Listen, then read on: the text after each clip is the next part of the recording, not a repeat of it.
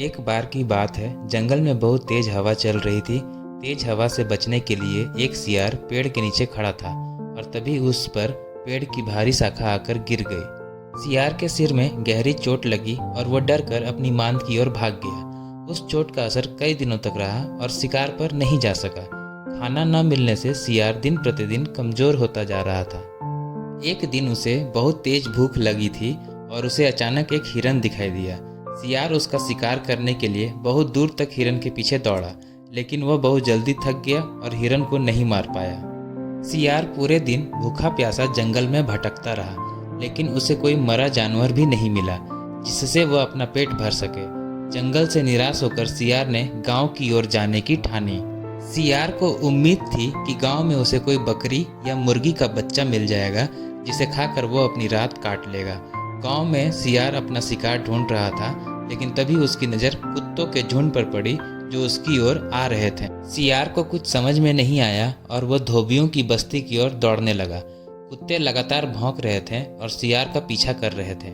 सियार को जब कुछ समझ नहीं आया तो वह धोबी के उस ड्रम में जाकर छुप गया जिसमें नील घुला हुआ था। सियार को ना पाकर कुत्तों का झुंड वहां से चला गया। बेचारा सियार पूरी रात उस नील के ड्रम में छुपा रहा। सुबह सवेरे जब वो ड्रम से बाहर आया तो उसने देखा कि उसका पूरा शरीर नीला हो गया है। सियार बहुत चालाक था। अपना रंग देखकर उसके दिमाग में एक आइडिया आया और वह वापस जंगल में आ गया। जंगल में पहुंचकर उसने ऐलान किया कि वह भगवान का संदेश देना चाहता है, इसलिए सारे जानवर एक जगह इकट्ठा हो जाएं। सारे जानवर सियार की बात सुनने के लिए एक बड़े पेड़ के नीचे एकत्रित हो गए। सियार ने जानवरों की सभा में कहा, क्या किसी ने कभी नीले रंग का कोई जानवर देखा है? मुझे यह अनोखा रंग भगवान ने दिया है और कहा है कि तुम जंगल पर राज करो। भगवान ने मुझसे कहा है कि जंगल के जानवरों का मार्गदर्शन करने की जिम्मेदारी तुम्हारी है। सभी जानवर सियार की बात मान गए। सब एक स्वर में बोले, कहिए महाराज, क्या आदेश है? सियार ने कहा, सारे सियार जंगल से चले जाएं, क्योंकि भगवान ने कहा है कि सियारों की वजह से इस जंगल पर बहुत बड़ी आपदा आने वाली है। नीले सियार की बात को भगवान का आदेश मानकर सारे जानवर जंगल के सियारों को जंगल से बाहर खदेड़ाएं। ऐसा नीले सियार ने इसलिए किया क्योंकि अगर जंगल में रहते तो उसकी पोल खुल सकती थी। अब नीला सियार जंगल का राजा बन चुका था।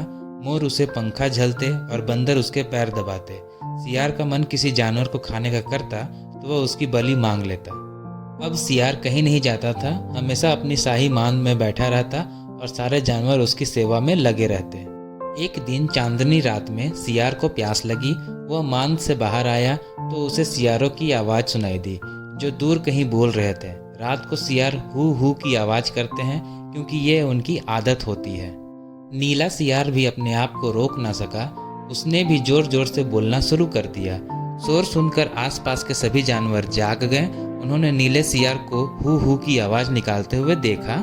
तब उन्हें पता चला कि यह एक सियार है और इसने हमें बेवकूफ़ बनाया है।